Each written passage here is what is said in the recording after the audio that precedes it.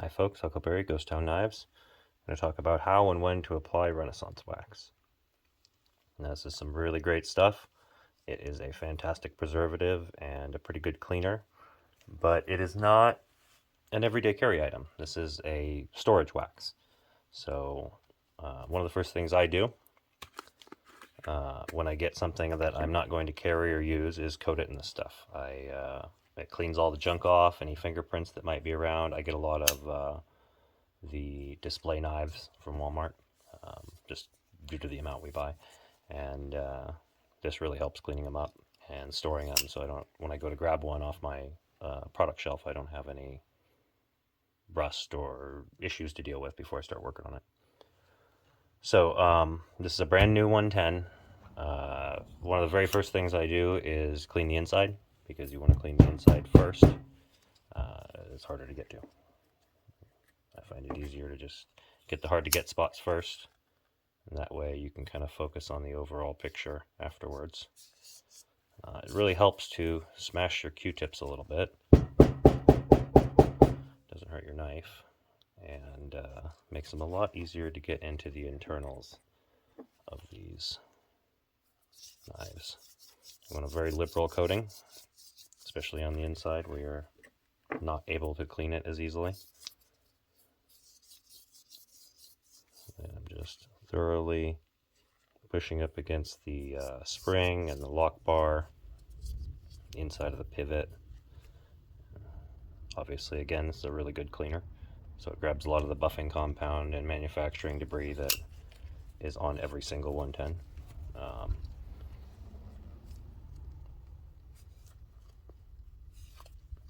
Nice heavy coating, and then I'm going to start with the externals.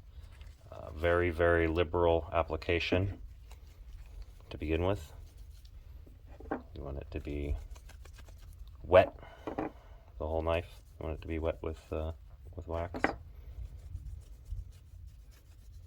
especially on the wood where it's going to soak in a little bit.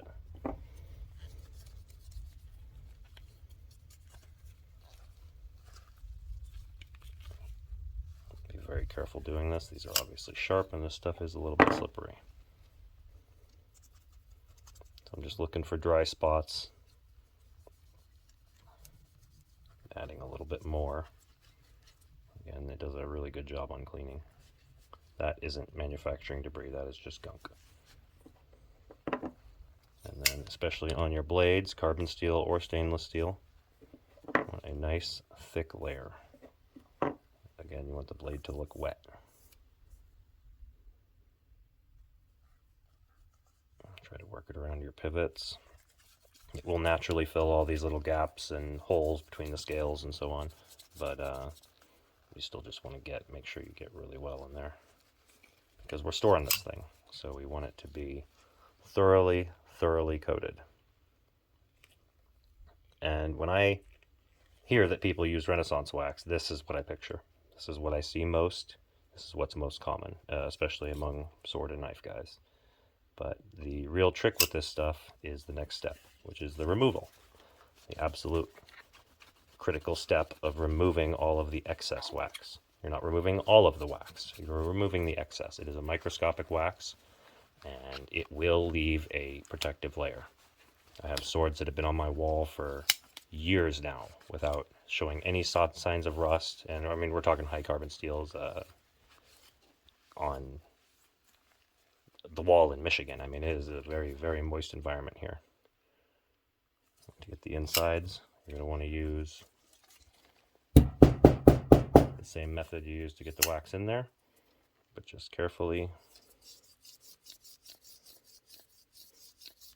wiping it all out. You'll see gunk pretty much the whole time. You can do this until the knife is clean, but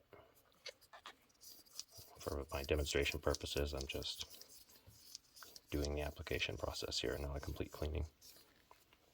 Generally, I would clean these knives first, and then apply the wax. You see the little smears? It means I've still got too much wax on my blade. So I'm going to find a clean spot on your towel. Just carefully buff it all off.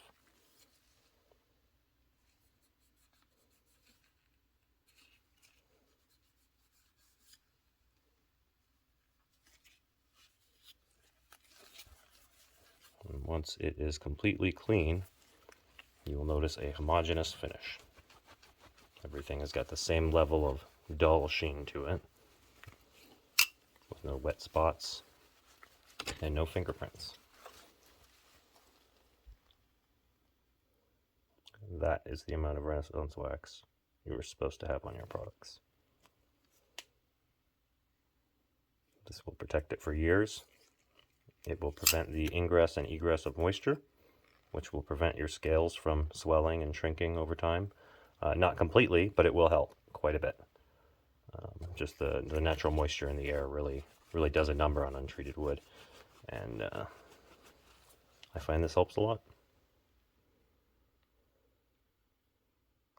And you just want to inspect it for smears or heavy deposits, because those will eventually evaporate off and you could have a bald spot because of the way it evaporates. And then when you want to reapply this stuff is basically only after you've handled the piece. I mean, if you keep this stored, it could be totally safe for years. But as soon as you start handling it or touch the blade with bare hands or pull it in and out of the sheath to show somebody or something, it is definitely going to need a recoating, because the acids on your hands will wear down the finish.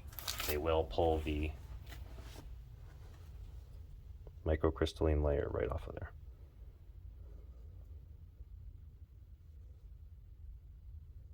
And you can see it's already starting to smear because of my fingerprints.